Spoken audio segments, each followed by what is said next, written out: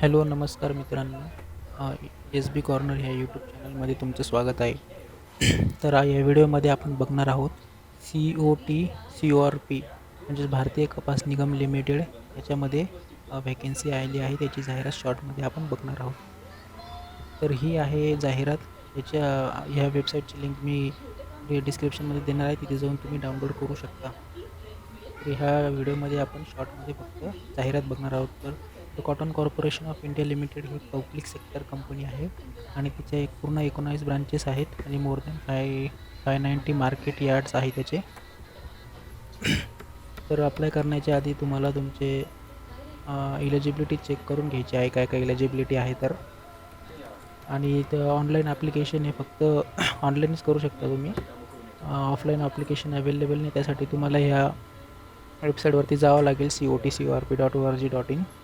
आणि याची ओपनिंग आहे ती कालपासून चालू झालेली आहे आणि 24 तारखेची लास्ट डेट आहे. तर हे काही डिव्हायसेस जिथे त्यांनी लिस्ट केलेले आहे ते एक्झामिनेशन सेंटरला घेऊन जाण्यासाठी अलाउड नाही आहे. ते अलाउड नाही, घेऊन नाही जाऊ शकत तुम्ही. हे डिटेल्स ऑफ पोस्ट एवढ्या पोस्टसाठी असिस्टंट मॅनेजरची फक्त एकच पोस्ट आहे. त्याच्यासाठी पोस्ट ग्रॅज्युएशन डिग्री पाहिजे हिंदी आणि इंग्लिश हा कंपल्सरी सब्जेक्ट पाहिजे. 50% ॲटलिस्ट म्हणजे ग्रॅज्युएशनला मार्क पाहिजे आणि एक वर्षाचा एक्सपिरियन्स पाहिजे. त्यानंतर दुसरी post associate manager information technology म्हणजेच IT ऑफिसरसाठी. यासाठी एज्युकेशन ही ॲटलिस्ट BE झालेलं पाहिजे IT किंवा CS किंवा MCA और MBA. आणि ह्यासाठी एकच पोस्ट आहे आणि याचं मॅक्सिमम एज 32 इयर्स आहे ओपन कॅटेगरीसाठी.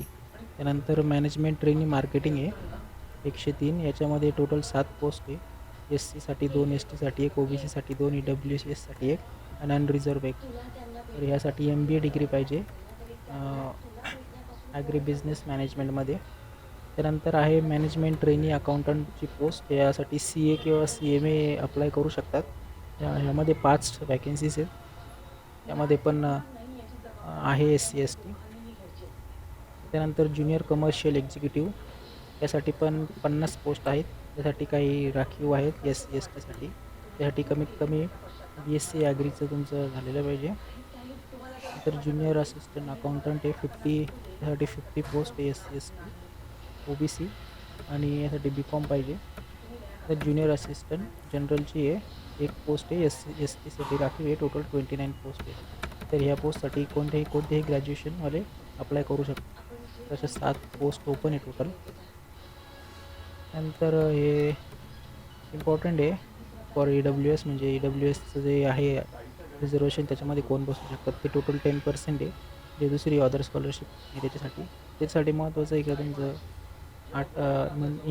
ॲन्युअल जे इन्कम आहे ते 8 लाखापेक्षा कमी पाहिजे ग्रॉस इन्कम. आणि किंवा हे याच्यातून एक पण नाही पाहिजे 5 acre agriculture land, residential flat of 100 square foot and above, residential plot of 100 square foot yards and above in notified municipalities म्हणजे महानगरपालिकाच्या एरियामध्ये एवढा या साईजचा प्लॉट नाही पाहिजे. त्यानंतर हे पोस्ट जे PWBDचे असतात फिजिकली डिसेबल्ड त्यांच्यासाठी काही आहे. त्यांनी ते दिलेलं आहे प्रत्येक पोस्टसाठी काय काय ते सगळ्या पोस्टसाठी डिटेल्समध्ये. आणि the definition of person with benchmark डिसेबिलिटीची त्यांनी डेफिनेशन वगैरे दिलेलं आहे.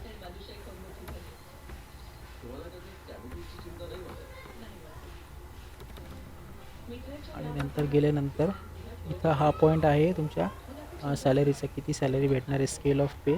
तर असिस्टंट मॅनेजर आणि assistant manager information technology IT officer आहे त्यांना 40,000 ते 1,40,000पर्यंत सॅलरी आहे.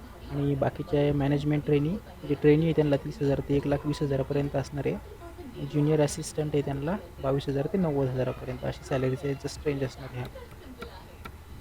आणि तुमचं सिलेक्शन झालं तर 1 वर्षासाठी तुमचं प्रोबेशनवरती असेल तुम्ही 1 वर्षानंतर तुम्हाला कन्फर्म केलं जाईल. आणि 3 वर्षाचं सर्व्हिस बॉन्ड आहे. 3 वर्ष तुम्हाला कंपल्सरी सर्व करावंच लागेल. जर तुम्ही बॉन्ड ब्रेक करताय तर 3 महिन्याची तुम्हाला सॅलरी द्यावं लागेल. आणि एलिजिबिलिटी आहे तुम्ही इंडियाची नॅशनॅलिटी असले पाहिजे आणि 18 इयर्स ऑफ एज तुमचं कंप्लीट पाहिजे आणि मॅक्सिमम एज आहे ते 32 आहे आणि ॲज पर SC ST त्यांना रिलॅक्सेशन आहे 5 वर्ष आणि 3 वर्ष आणि रिलॅक्सेशनचं दिलेलं आहे इथं कॉलन.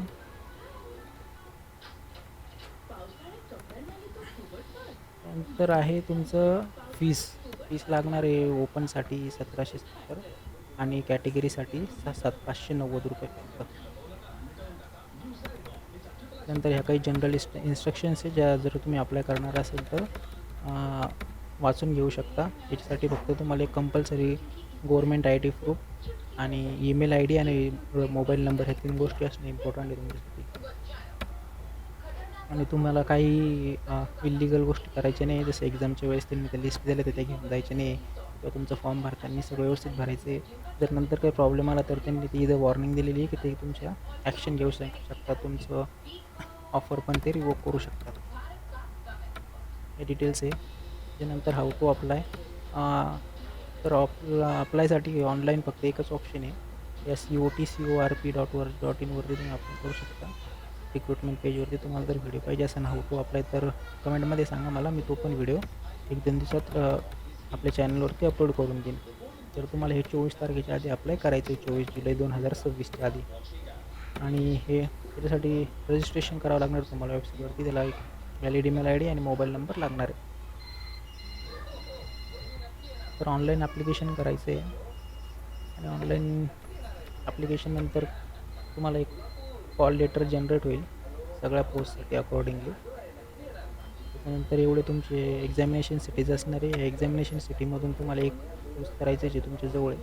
आपल्या महाराष्ट्रासाठी तर मुंबईच असणार आहे, मुंबईमधला तुम्ही चूज करू शकता. त्याच्यानंतर या जनरल कंडिशन्स आहेत काही नॉर्मल सगळ्या आणि हे नंतर इन्स्ट्रक्शन दिलेलं आहे.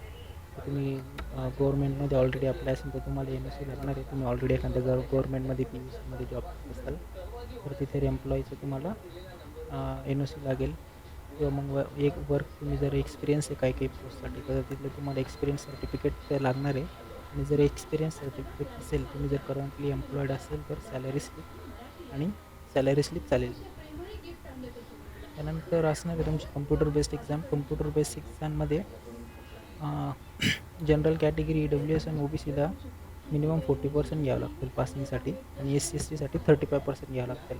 तुम्ही क्वालिफाय करशाल त्यांनी नंतर क्वालिफाय नंतर पण मग कट ऑफ लागेल.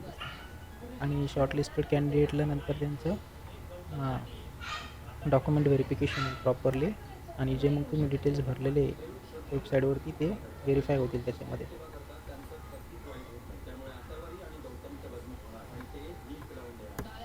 तर तुम्हाला एक प्रूफ ऑफ बर्थ वगैरे तुमचे व्हॅलिडिटी वगैरे सगळं सबमिट करायचं आहे.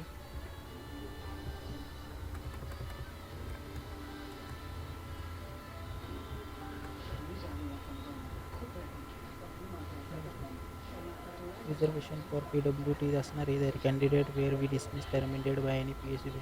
तर एखादा व्यक्ती जर डिसमिस किंवा टर्मिनेट झालेला असला तर तो इलिजिबल नसणार आहे त्यासाठी. त्यानंतर ॲनेस्टर 1 ते प्रत्येक पोस्टचं डिटेलमध्ये दिलेलं आहे. तर पहिली पोस्ट असिस्टंट मॅनेजरची साठी 120 म्हणजे सगळ्या पोस्टसाठी 120च क्वेश्चन असणार आहे. ते 5 पार्ट्समध्ये असेल. प्रत्येक पोस्टसाठी 5 सेक्शन वेगवेगळे असेल. त्यातील 5वा जो सेक्शन याची फील्ड तुमची जी फील्ड आहे त्याच्याशी रिलेटेड असेल. जसं ॲग्रिकल्चर आहे तर त्याचे ॲग्रिकल्चरशी रिलेटेड, IT वाल्याचे ITशी रिलेटेड आणि अकाउंटवाल्याचे अकाउंटशी रिलेटेड. हा 5वा सेक्शन्स वेगवेगळा असेल. बाकी पहिले 4 सेक्शन ऑलमोस्ट सेम असतील. तर हा त्यांचा सिलेबस आहे. आता हा सिलेबस आहे असिस्टंट मॅनेजरसाठी आणि याच्यामध्ये निगेटिव्ह मार्किंग पण नसणार आहे. हा याचा व्याकरणचा सिलेबस असेल आणि हा पोस्ट आहे IT साठी. ITमध्ये पण 5 युनिट असतील. त्याच्यात पहिल्या युनिटमध्ये 10 क्वेश्चन, दुसऱ्या युनिटमध्ये 10 क्वेश्चन, तिसरा जो अपटिट्यूडचा असेल त्यात 15 क्वेश्चन, चौथा जनरल नॉलेजचा 10 क्वेश्चन आणि 5वा जो आहे युनिट तो आपला फील्ड रिलेटेड असेल क्वेश्चन, त्याच्यात 15 क्वेश्चन असतील. तर ऑलमोस्ट पॅटर्न सारखाच आहे सगळ्या पोस्टसाठी. तर सगळ्या पोस्टसाठी पॅटर्न सारखाच आहे. नंतर तुम्ही एकदा जर अप्लाय केला असेल तर तुम्ही गुगलवरून किंवा याच्यावरून ह्या पॉईंट वाईज स्टडी करू शकता. सगळा सिलेबस पण त्यांनी दिलेला आहे सगळं याच्यामध्ये. त्याच्यानुसार आय टीवाले आय टी आणि मॅनेजमेंट अकाऊंटवाले आणि ॲग्रिकल्चरवाले आय टीवाले सगळे तुझं फील्डचा अभ्यास करू शकता. हे सगळं त्यांनी सगळ्या विषय सगळ्या पोस्ट दिलेले आहे याच्या वाईज. ज्युनियर असिस्टंटची पोस्ट, नंतर हे सब्जेक्ट नॉलेज,